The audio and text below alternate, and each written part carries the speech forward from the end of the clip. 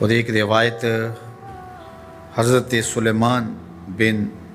سرد رضی اللہ تعالیٰ عنہ سے مروی ہے، کہتے ہیں کنت جالسا مع النبی صلی اللہ علیہ وآلہ وسلم، میں حضور علیہ السلام کی مجلس میں بیٹھا ہوا تھا، دو لوگ تھے، وہ آپس میں الجھ رہے تھے، ان میں سے ایک شخص کا چہرہ غصے سے سرخ ہو گیا، رگیں پھولی ہوئی تھیں اور ایک دوسرے کے لیے سب و شتم کا ماحول پیدا ہو گیا تھا۔ اللہ کے رسول صلی اللہ علیہ وآلہ وسلم نے ارشاد فرمایا، میں ایسا کلمہ جانتا ہوں کہ اگر یہ کلمہ پڑھ لیں تو ان کا یہ غصہ زائل ہو جائے گا، ان کی جو کیفیت ختم ہو جائے گی، اور وہ کیا ہے؟ اعوذ باللہ من الشیطان الرجیم۔ یہ پڑھ لیں تو جو ان کے اندر ہے وہ چلا جائے گا۔ تو لوگوں نے اس شخص کو کہا جس کی رگیں پھولی ہوئی تھی اور غصے سے اس کا چہرہ سرخ ہوا جا رہا تھا کہ تعوذ پڑھو، اعوذ باللہ من الشیطان الرجیم پڑھو۔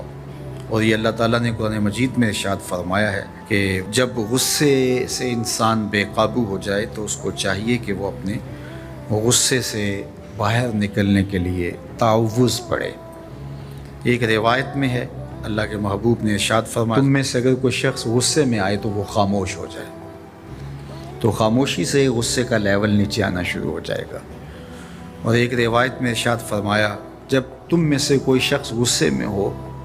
تو وہ کھڑا ہوا ہو تو وہ بیٹھ جائے، اور اگر اس کا غصہ اس سے زائل ہو گیا تو ٹھیک، ورنہ لیٹ جائے۔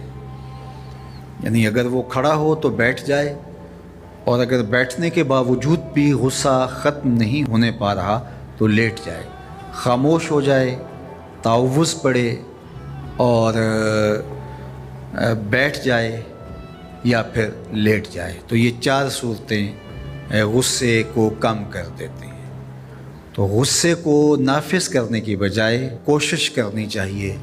کہ غصہ جو ہے وہ فروغ ہو جائے، چونکہ غصے میں انسان ایسے امور کر لیتا ہے کہ بعد میں اس کو سخت پچھتاوا ہوتا ہے۔ تو ایک شخص نے حضور سے کہا کہ حضور مجھے کوئی وصیت کیجئے۔ حضور نے اسے ارشاد فرمایا کہ تو غصہ نہ کیا کر۔ اس نے پھر کہا مجھے وصیت کیجئے، تو آقا کریم نے پھر فرمایا غصہ نہ کیجئے۔ اس نے پھر کہا، یہ بات ایک بار نہیں، اس نے کئی بار حضور سے پوچھی۔ وہ کوئی اور وصیت طلب کرنا چاہ رہا تھا کہ یہ تو ٹھیک ہے، کچھ اور وصیت بھی کیجئے۔ اس سے ایک تو اس شخص کی ذاتی صورتحال ایسی ہوگی، اور دوسری یہ ہے کہ اس نصیحت کی اہمیت کے پیش نظر کہ غصہ جب انسان کو آتا ہے تو وہ مغلوب ہو جاتا ہے اور بہت غلط فیصلے کر بیٹھتا ہے، اس لیے بار بار ایک نصیحت پر تاکید کرنا اور اس کا تکرار کرنا اس امر کی طرف توجہ دلاتا ہے کہ ہمیں معاملات کے اندر بہت معتدل رہنے کی ضرورت ہوتی ہے۔ جو شخص غصے کو نافذ کرنے کی طاقت رکھتا ہے، ایک تو ہوتا ہے کہ بندہ غصے سے خود اپنے آپ کو بے چین کرے گا، لیکن اپنے غصے کو نافذ نہیں کر سکتا، غصہ نکال نہیں سکتا، خود پیچ و تاب کھائے گا۔ لیکن یہ وہ شخص ہے جو غصے کو نافذ کر سکتا تھا، اس کے پاس طاقت تھی، لیکن اس نے اس کے باوجود غصے کو ضبط کیا۔ حضور علیہ السلام نے ارشاد فرمایا، قیامت کے دن اللہ تعالیٰ لوگوں کے سامنے اسے بلائے گا، تو اللہ تعالیٰ اسے اختیار دے گا کہ جنت کی حوروں میں سے جس کے ساتھ تم نکاح کرنا چاہتے ہو، جس کے ساتھ تم رہنا چاہتے ہو، تمہیں اس کا اختیار دیا گیا ہے، اس لیے کہ تم نے اپنے غصے کو ضبط کیا، اس کو نافذ کرنے کی طاقت کے یہ بھی ہوتا ہے کہ کسی کو کسی عمل خیر کی توفیق ہو جاتی ہے تو وہ اس پر اللہ کا شکر کرنے کی بجائے دوسرے لوگوں کو جو فی الحال اس توفیق سے محروم ہیں حقارت کی نظر سے دیکھنا شروع کر دیتا ہے۔ بعض اوقات کسی کو نماز پڑھنے کی توفیق مل گئی تو وہ بے نمازیوں کو حقارت کی نظر سے دیکھنا شروع کر دیتا ہے، تو یہ اس کے عمل کا عجب اس کے عمل کو برباد کر دیتا ہے۔ اگر اللہ نے آپ کو خیر کی توفیق عطا کی تو آپ ان لوگوں کو خیر کی طرف لانے کی کوشش میں لگ جائیں جو خیر کی راہ پہ نہیں ہیں۔ بے نمازیوں کو نماز کا عادی بنانے کے لیے آپ کی جد و جہد شروع ہو جانی چاہیے کہ یہ خیر مجھے نصیب ہوا تو اس کو بھی نصیب ہو جائے، نہ یہ کہ آپ کسی کو حقارت کی نظر سے دیکھیں اور خود پسندی کے مرض میں مبتلا ہو جائیں کہ دیکھو میں نمازی ہوں اور میرے پاس یہ ہے اور فلاں کے پاس یہ نہیں ہے۔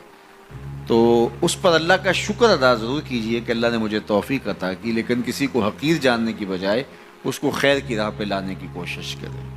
تو یہ آپ کے صالح اعمال کی قبولیت کا ذریعہ بن جائے گا، نہیں تو اگر ریا شامل ہو گئی تو عمل برباد، اگر تکبر آ گیا تو اللہ کو تو پسند ہی نہیں ہے، اگر عجب پیدا ہو گیا تو عمل کا نتیجہ آپ کو نصیب بھی نہیں ہو سکے گا۔ اس لیے عمل خالص ہو، صرف رضائے الہی کے لیے ہو، وہ عمل مرد نے کیا ہے یا عورت نے کیا ہے اس سے غرض نہیں ہے، شرط ہے کہ ایمان کے ساتھ اس نے صالح اعمال کا ذخیرہ جمع کیا ہے، تو اس کو اللہ تعالیٰ جل شانہ ستھری، پاکیزہ، مطمئن اور خوبصورت زندگی عطا کرتا۔ اب وہ خوبصورت زندگی حیات طیبہ کیا ہے؟ تو سنیے، حضرت سعید بن جبیر رضی اللہ تعالیٰ عنہ فرماتے ہیں کہ حیات طیبہ سے مراد الرزق الحلال ہے۔ اللہ جل شانہ جس کو پاکیزہ اور ستھری زندگی عطا کرتا ہے اس کو رزق حلال عطا کر دیتا ہے۔ حلال رزق کا نصیب ہو جانا ایک خوبصورت زندگی کا نصیب ہو جانا ہے،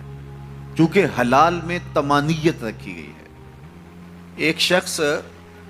جتنا بھی حرام رزق اکٹھا کر لے اس کو اس سے طمانیت باطن، سرور باطن نصیب نہیں ہو سکتا، اس کے اندر اطمینان اور قرار نہیں آ سکتا،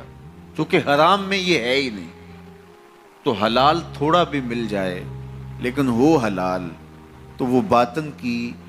طمانیت کا سبب ہے، اندر کی روشنی کا ذریعہ ہے، اور ایک سرشار، مطمئن، خوبصورت اور خوشگوار زندگی کی ضمانت ہوتی ہے رزق حلال۔ اللہ ہم سب کو اپنی جناب سے رزق حلال ہی نصیب کرے،